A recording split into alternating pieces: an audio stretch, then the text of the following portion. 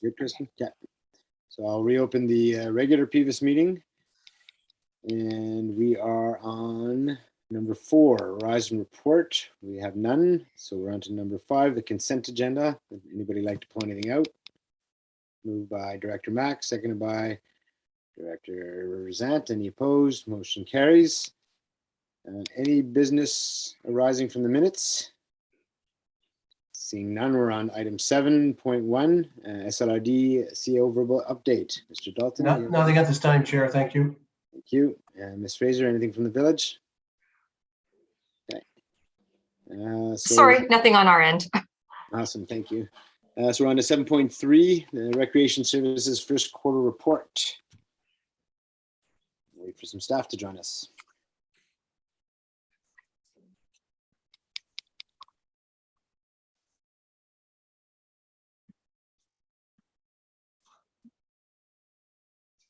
Who needs to be brought into that? Christine Burns. Ms. Burns, yeah.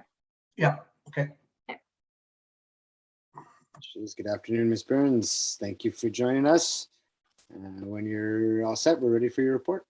Okay, good afternoon, Mayor and committee. Thank you for having me.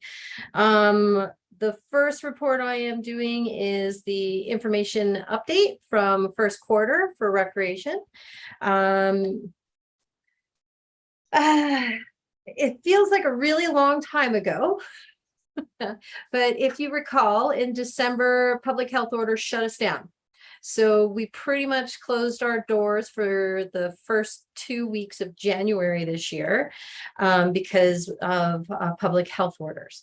So it kind of was a bit of a roller coaster the whole first quarter, which feels like a really long time ago because now we feel quite normal. But I'm still pretty pleased with all of our results in the recreation world. As you may recall, we switched to a bi-yearly registration and recreation guide process last year. So we did all of our advanced registration in August, and we were pretty pleased with that. And in the first quarter, then what we worked on was creating our spring summer recreation guide and making that live for March 7th. And on March 14th, we had our spring summer registration day. Pretty proud of the fact that it all happened online. There was very little needs for staff interaction with the registration process, which is our goal. There were 108 unique registrations for a total deposit of $23,372.03, which according to staff who've been around a while said this was the busiest registration in Pemberton District Community Center history. So we're very proud of that. Now that also has something to do with the fact that we did spring and summer registration at the same time.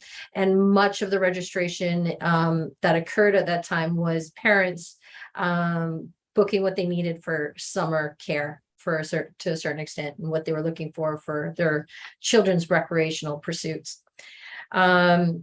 Programming for the winter set, as I just mentioned, was a bit of a roller coaster. Children's programming went well. We continued to offer after school care and just try and complement what was already happening in the community with gymnastics and jiu-jitsu and Pemberton Dance Studio, all running programs in the facility. So it felt like a community center because there were kids around here during the witching hours between 3 and 6. So that was great. Group fitness classes were totally impacted by the public health orders in the winter, but we still managed to pull off 120 value-added classes with 594 unique registrations. There were 37 registered fitness classes, which accumulated to 208 unique registrations. So we're pretty proud of the fact that we were keeping the community moving. Seniors programming, it had a stop and start type mentality as well, but we happily saw the return of the men's shed after PHOs were modified in January, and they've steadily increased with their meetings in the rec. Youth programming, that was another roller coaster, and we're still working on that one, but we are starting to see a return to youth accessing the youth center hours and things like that. We were super excited to start drop-in sports again. It was in a small capacity. We're still figuring out some logistics, but we had pickleball and badminton that started in March, and that was supported through a grant that we received from Via Sport to the tune of $1,500. So that was a lot of fun. We saw approximately 5,086 visits to the fitness center, which is a lot of visits. And we'll chalk maybe that up to people having to book their fitness times. We did see an increase in sales of passes overall from January to March of this year in comparison to 2021, which is sort of to be expected based on where we were in the pandemic during first quarter last year.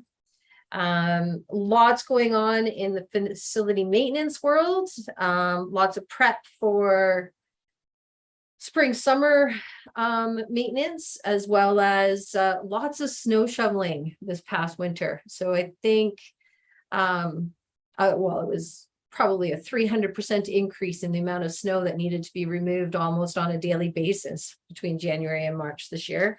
So that kept us busy. And as you can see, there was lots going on. I think one of the best things is we have moved forward with, the ductless air installation in the rec. We managed to get that project up and running and get it all booked for maintenance. And in my second quarter report, you'll hear that we completed that in April. It was a little slow on the uptake, but that had a lot to do with supply chain issues for the contractor that we hired. But I think everyone who has, well, the seniors and the youth accessing the rec are going to be happy this summer when that heat finally comes and they have air conditioning in there. So that'll be really nice. Indoor facility use continued to be steady. There were 68 facility use agreements that equaled 401 sessions of programs and meetings and things like that, to the tune of 2,223 hours of programming, which in the facility is great. As you can imagine, parks and fields were quiet. We only had 4 park use permits issued over the course of the first quarter, which was about 145 hours of programming, much of which occurred at 1 Mile Park or the barn. As you are aware, events are something that were completely impacted during the throes of the pandemic. And we were unable to do any in-person special events for the last 2 years. Canada Day is an event that the community of Pemberton and Area C have been proud to host and invite the community to participate in activities and events for many, many years. So on April 26th, I presented it to the Committee of the Whole for the Village of Pemberton Council, some ideas of how we can move forward since we will be able to meet in person. So you will see in attachment 1, the Committee of Whole report, which discussed moving forward under some new parameters. Obviously, public health orders have, there are aspects of what has happened in the last 2 years that we are going to see stick inevitably in the world of recreation. Trying not to gather too much or too closely. So trying to maintain flow when you have events and create opportunity for physical distancing and sanitization and potential mask wearing for providers of services at their booths and things like that. As well, we also, obviously, there's been lots of other issues in the world, one of which was the discovering of 250 graves in Kamloops in May of last year. And we wanted to make sure we were going to move forward with a celebration on July 1st that represented and respected truth and reconciliation. So we have recoined the celebration to celebrate community on Canada Day, and the staff is actively working towards supporting that at this time. I think there's a little bit of a summary in this report of what the provincial health orders look like. So it was December of 2021. I believe it was the 22nd, shut us down until January 18th. January 18th, we were able to open up somewhat. February 16th, everything got lifted. March 11th, face covering orders were removed, and we have been gradually moving forward from there. I would like to turn it over to you to see if you have any questions in regards to that report. Thanks, Christine. Any questions? I have one question. Go ahead. Mr. Mayor. Hi, Christine. I was just wondering, have you set up a liaison for the community celebration with the First Nations communities within the regional district? Is there a committee, a working committee with First Nations people, with the band office and so on? Thank you, Director Kennett. Acting CAO Fraser may be able to jump in that I believe that is something that is, please excuse my enunciation, it'll be wrong. The Quatlet meeting, which has been postponed, I believe, again, as of today. And that is something that we will be discussing at that point.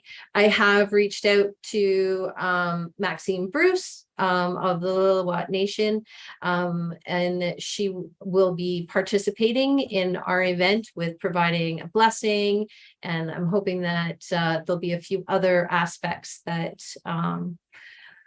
will hopefully start us down the right path.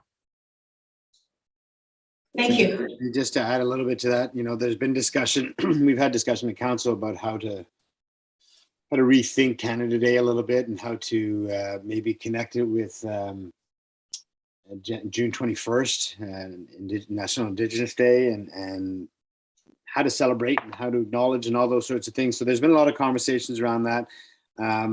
As Christine said, she has liaised a little bit with Lillooet staff. We were hoping to have a conversation tomorrow at the New Quantois gathering to sort of talk a little bit more about how we look at celebrations moving ahead and how we bring in, how we look at it, how it's a shared idea, as well as how we connect to June 21st, how we look at September 30th, some of the symbolism and activities that we'd like to do. So it was all part of the conversation tomorrow to make sure that we're going down the right path. As Christine said, that's been postponed.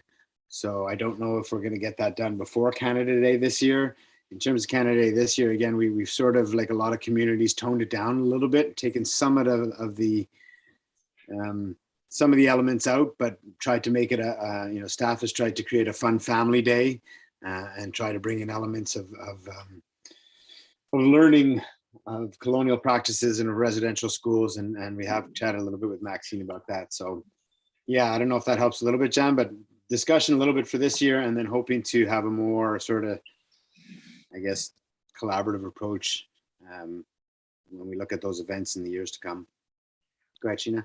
I'd just like to mention that the Rec Services staff did make application for funding through Heritage Canada with a proposal to look at how we can celebrate between National Indigenous Persons Day through to Canada Day, because they go June 21st to July 1st.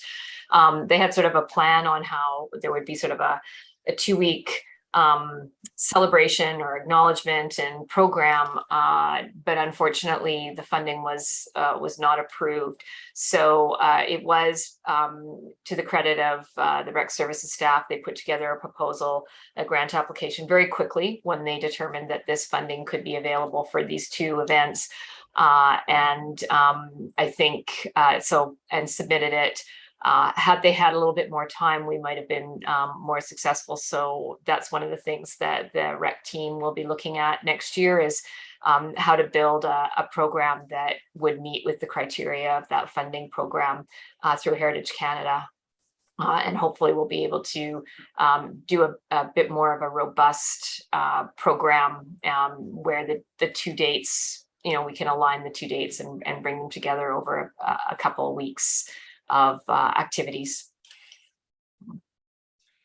Thanks.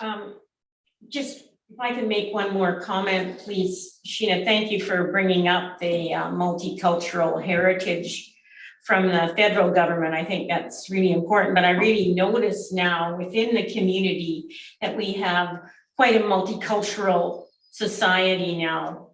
And in Pemberton, with Indo-Canadian community and so on. So I think it's really important to try and be inclusive of everyone. So yeah, I know it's a little bit late now, but maybe we'll get funding for next year and we can put on a party in the next, for the end of the month and Jump Canada Day. So thanks. Good. Thanks, John. Any other questions for Christine? Go ahead, Ron. Hi, Christine. I just want to say thanks a lot for all your hard work in this last quarter. It doesn't go unnoticed in the community. One question that we did have at council is if the open gym program will be coming back. There was a few parents that had approached one of our councilors asking if that was going to come back into the programming, just because now they're looking for places to go now that they can go somewhere. And I remember when my boys were young too, that open gym was a lot of fun for them to run around and bounce off the toys and the walls and whatnot. But like I said, you guys over there are doing a great job. So thank you for that. But just a quick question.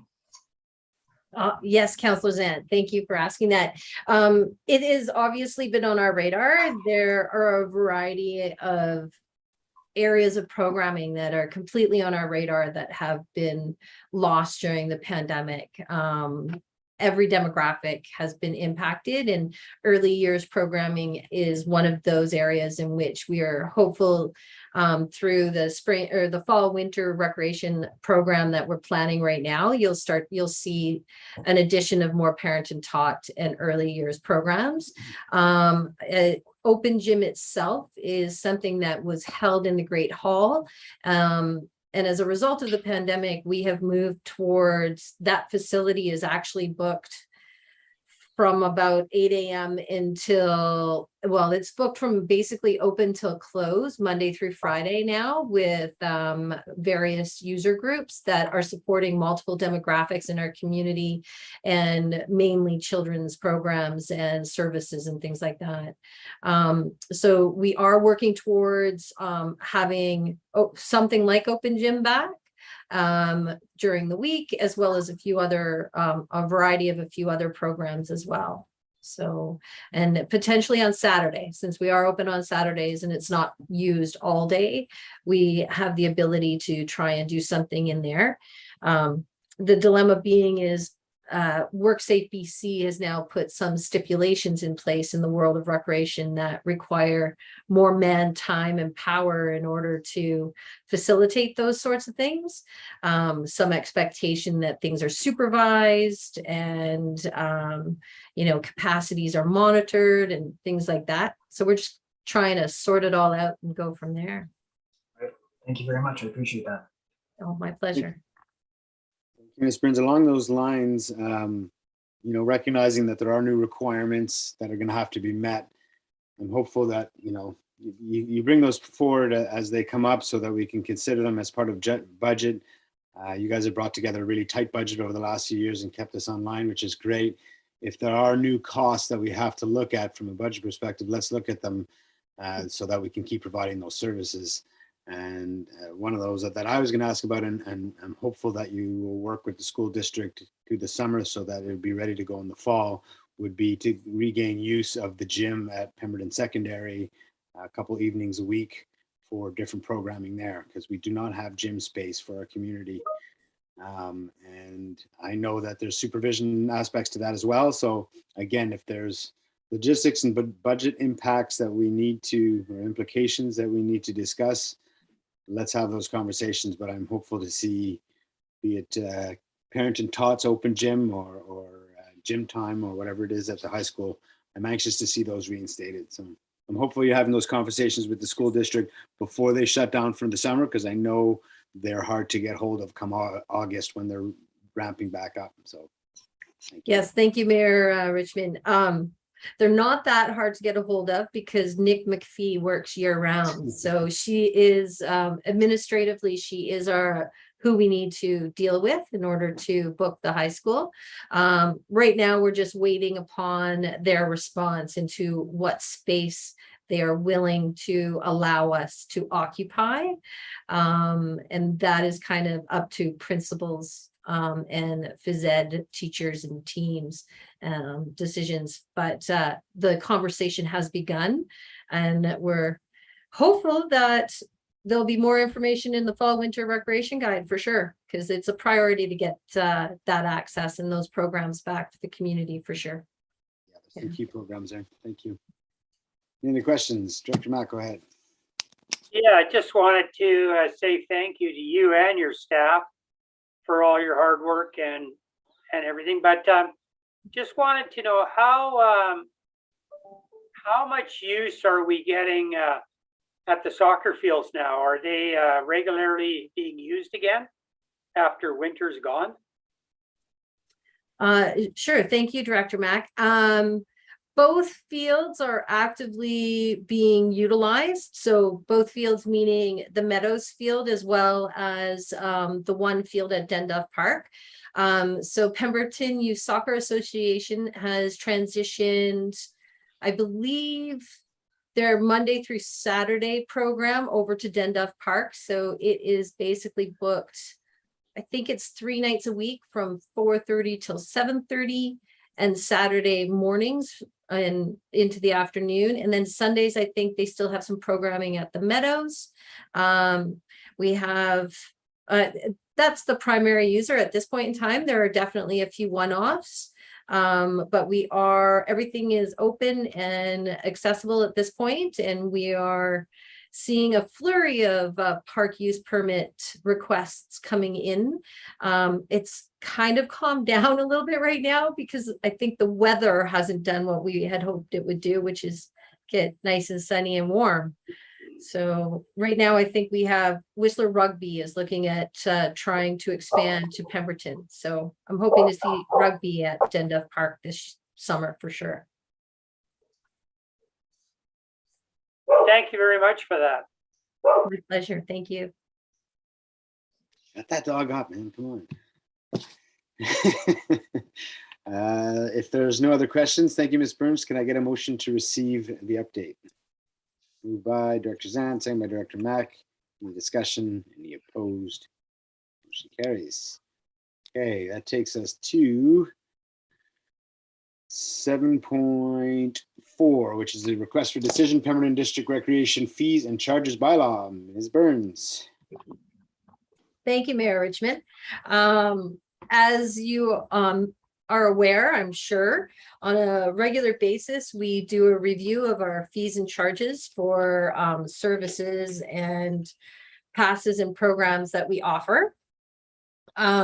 This year, it would be referred to as the Squamish-Lillooet Regional District Pemberton Recreation Services Fees and Charges Bylaw number 1772-2022. We're looking at a modest increase in fees and charges of 2% this year. In 2019, it was 3%.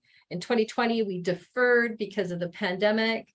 In 2021, we did a modest increase of 1.8%. And this year, we are recommending that we do a modest increase of 2% overall. And this obviously has to do with increase in wages, operating expenses, CPI increases, let's see, inflation in general. and the cost of doing business. I think most importantly, to be recognized would be the areas in which have been modified. You will find in the Schedule A and B that everything has been highlighted if it has been modified. We have not made any changes to services like showers, photocopying, scanning, or faxing at this time. That has a lot to do with that right now we're in alignment with other community providers, as well as we've really just welcomed those services back for the first time since 2020. So we deem it appropriate to leave those as are. No changes to equipment rental fees as well, because really at this point in time, we haven't, we're just welcoming back that service again as well. We've rounded all of the fees and charges up to the nearest quarter of the dollar for ease of marketing and accounting.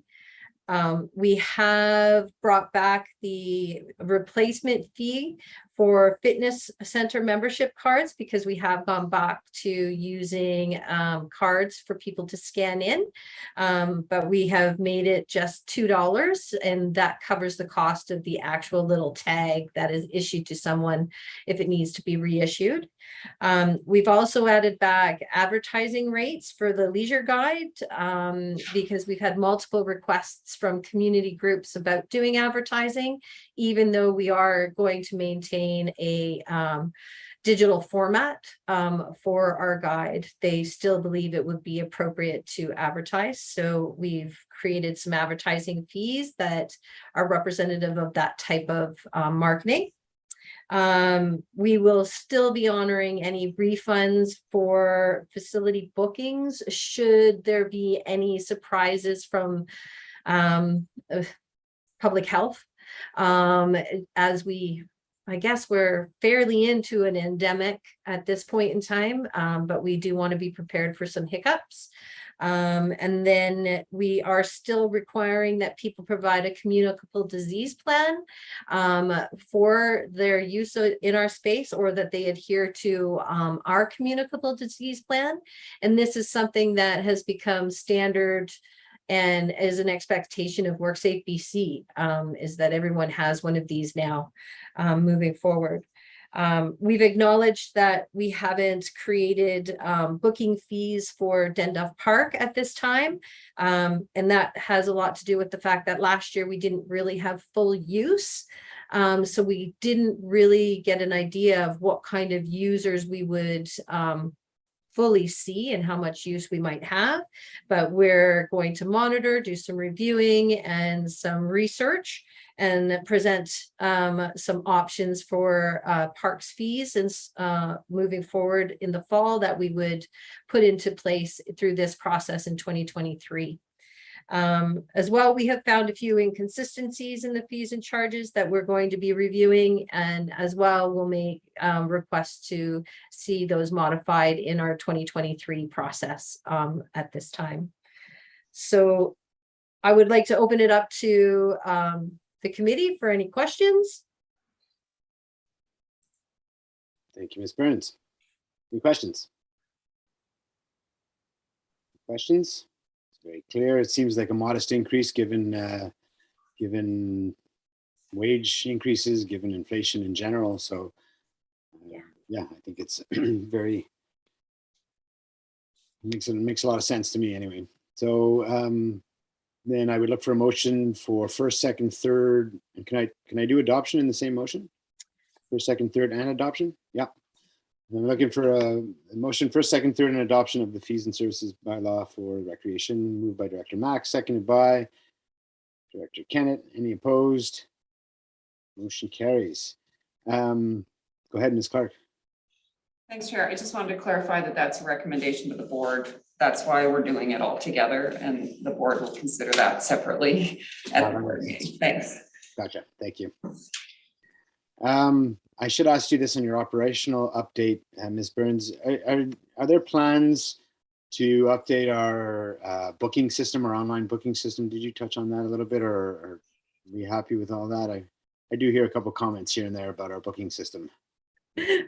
Fair enough. I think we inherited, well, we moved forward, I believe it was in 2018, under manager Angela Belsham, with Perfect Mind. I think it might have been sooner than that. Perfect Mind has just transitioned to be a new company. It's now called Explore Recreation. And Perfect Mind has lots of hiccups. So, and it tends to be a fairly organic software, and they update it constantly, and without actually knowing exactly what their update is going to do to their current live environment in other areas of the update, if that makes any sense. But at this time, it would be a very expensive move if we were to consider going to another software. It is something that we could look towards moving forward in the future. It is a very expensive, lengthy process to modify online serving software, if that makes any sense. Yeah, no, that makes sense. And I don't know that's an expense we want right now. I just have heard some reports of it being a little bit clunky to times when people are trying to make their online booking. So I don't know if, with regards to the updates you mentioned, if there's room for us to streamline a little bit and hopefully keep up with those updates. But just a little feedback for you. I'm sure you've had. No, it's much appreciated. And if it helps from a knowledge perspective, Perfect Mind was chosen through an RFP, provincial RFP process, where 28 municipalities in the province of BC all needed new recreation software. Pemberton adopted Perfect Mind and went with Perfect Mind before this process started. And so I think a lot of the clunkiness and challenges that we currently see have to do with the fact that they were the chosen software and they hadn't fully developed the software for all of the municipal recreational needs that they were going to be addressing with the process. So we're getting there. Okay. I think if you talk to anyone trying to book anything in Whistler as well, you'll find that they have the same challenges because Whistler has the same software, as does Squamish now, and everyone else on the North Shore. So. Okay, thanks for answering that. No problem. And I think that's it. Thank you. Have a good afternoon. All right. Thank you. You all have a great day as well. Bye. Okay, we're on to 7.5. We'll have Ms. LaFrance join us.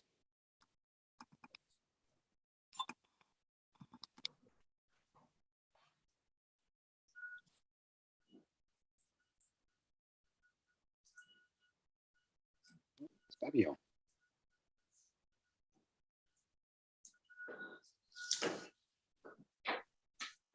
There we go. Good afternoon, everybody. Thank you for joining us. We're ready to talk about our Q1 financials when you are. Okay, hello, the PVUS committee. It's Suzanne LaFrance, Director of Finance. And I'm just quickly going to go over the Q1s for the PVUS services. There's not a lot of action happening in the first quarter, typically. But what I have noticed, I'll just note quickly. So the Pemberton transfer station service, that's $1,900 in the package. It has a little less revenue than normal. So it's about $3,300 less than this time last year. So there is some concern that we won't make the budget revenues, but it's really too early to tell. And the other concern with the Pemberton transfer station is just the amount of staff time allocated to the new transfer station construction project. It's considerably higher than budget. And it's mainly due to all the time that we've had to put into this construction project. Of course, the budget is just an estimate, and it's a little too early to say how this will affect the current year. But in Q2, we'll have more of a fuller picture of the Pemberton transfer station and what might entail for the deficit or surplus carry forward. There's really not a lot of other items to discuss, but I can open the board to any questions. Thank you, Ms. LaFrance. Any questions? Seeing no questions, would somebody like to move receipt of the Q1 financials? Director Zant, seconded by Director Mack. Any opposed? Motion carries. Awesome. Thanks to both of you. Thank you. That takes us to 7.6. We're on to the Pemberton Transfer Station project update. And who is presenting on this? Ms. Clark or Mr. Dalton? Miss Beltram's on her way in. Okay, awesome. Thank you.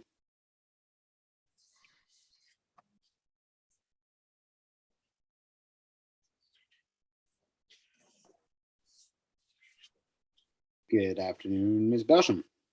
Thanks for joining us. And we're very anxious to hear about our transfer station update. Thank you. Angela Belsham, Director of Environmental Services for the Squamish-Lillooet Regional District.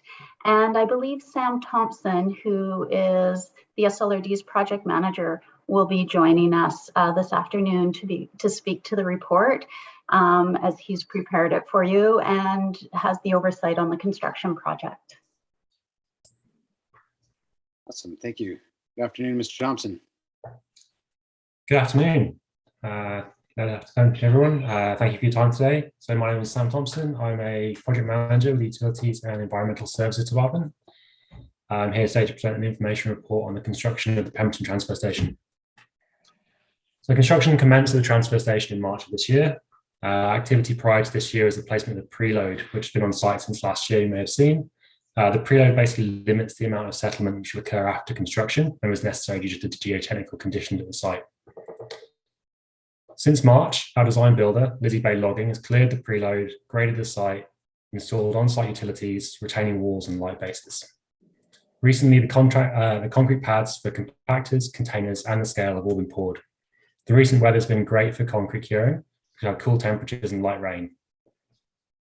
In the coming months, the contractor is going to be erecting light poles, fencing, placing the scale, which is on site already, the scale house, which will be on site in the next couple of weeks, and then finally grading, paving, and landscaping the site. The project's on track to be complete well in advance of the site changeover date, which is November the 1st. To date, over 50% of the design build contract has been claimed by the design builder. However, an estimated completion of 61% based on the work to date. So the difference here is based on a lag between when the work is completed and when the invoicing comes in from the design builder.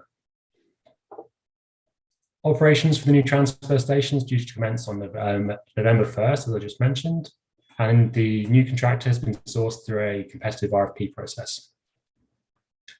The project is on track to be complete on budget and slightly ahead of schedule.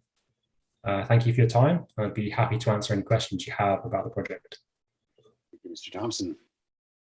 I'm not used to such positive reports about our transfer station. That's it's good to hear. I'm glad to hear we're on track.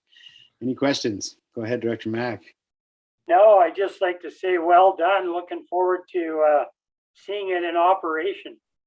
Wonderful. Thank you very much. Yeah, same. Okay, well, if there's no other questions, would somebody like to move receipt of the update? Director Mack, second by Director Zant. Any discussion? Any opposed? Motion carries. Thanks again to all of you for that. Also looking forward to seeing it in action. Thank you. Bye-bye. Okay, we're on to 7.7. This is a direction request regarding funding requirements for the Economic Development, Arts, Culture, and Recreation funding stream. Ms. Helmer, welcome back. You're all set.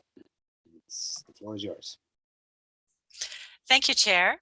Melanie Helmer, Director of Strategic Initiatives, here to talk to you today about two previous resolutions that were recommended by the PVUS committee and passed by the board, and get some further direction on whether these are needed or not at this point in time.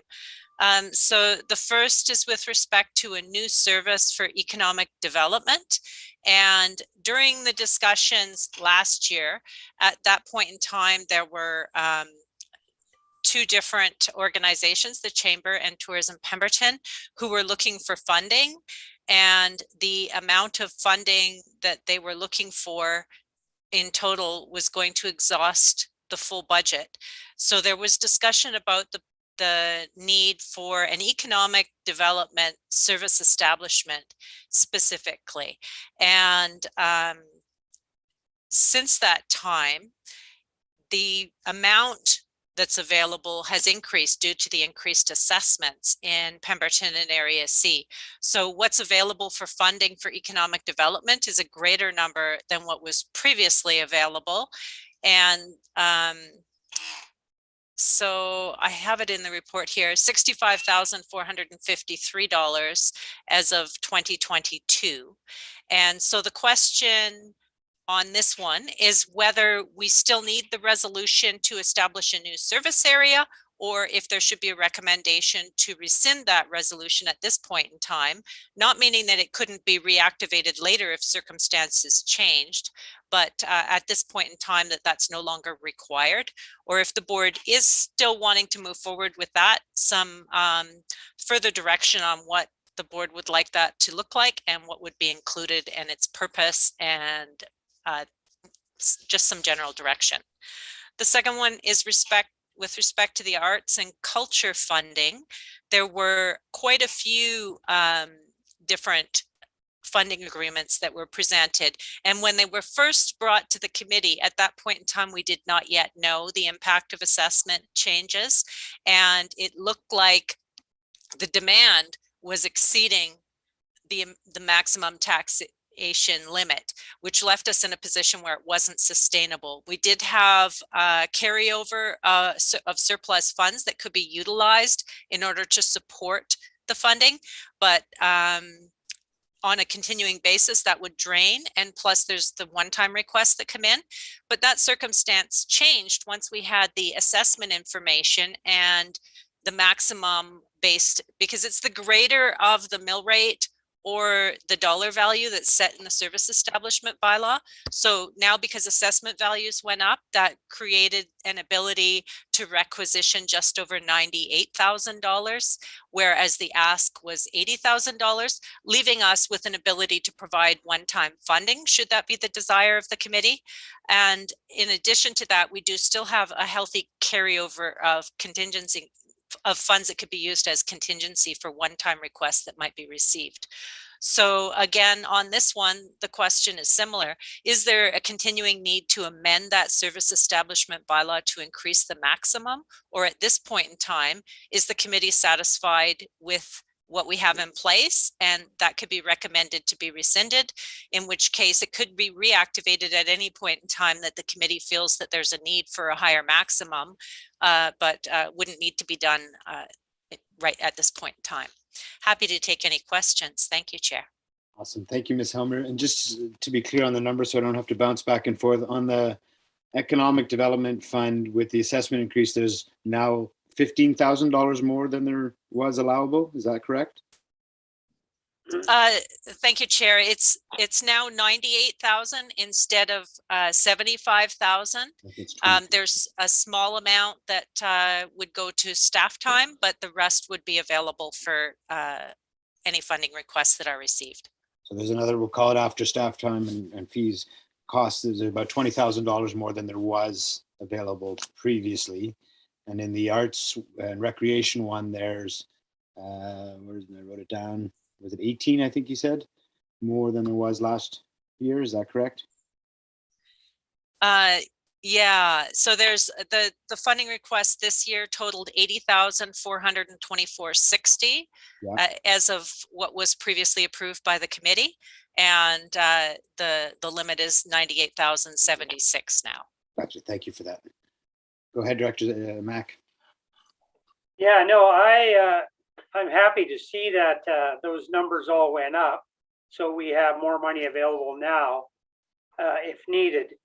So I would think that we should rescind those original plans and just keep them, you know, aside if necessary. But I think we've got enough money now in both the areas to fund whatever we need coming forward. Mm-hmm. That would be my suggestion. Sure. Sounds good. Anyone else want to comment on that? Dr. Zant? I agree with Director Mack. I think if we rescind the the original proposal, we've got enough here to move forward with. Awesome. Okay, would somebody like to make a motion then to rescind? Should we do it in two here? Kristen, would you like us to do it in two? Sure. Yeah, okay, so the first is, helpful if I have glasses, is to rescind the service area establishment for the Economic Development Fund. Moved by Director Mack, second by Director Zant. Any opposed? Motion carries. And the second motion would be to rescind would be in increasing the requisition maximum for the Arts and Recreation Fund. Moved by Director Mack, second by Director Zant. Any opposed? Motion carries. Thank you, Ms. Helmer. Thank you. And thanks to all the staff here, because I think that takes us to decision on late business. Late business, director's notice of motion. And unless there are any final comments, I'll look for a motion to adjourn. Sure. Director Zant, second by Director Mack. Thanks, everybody. Have a great afternoon. We're adjourned.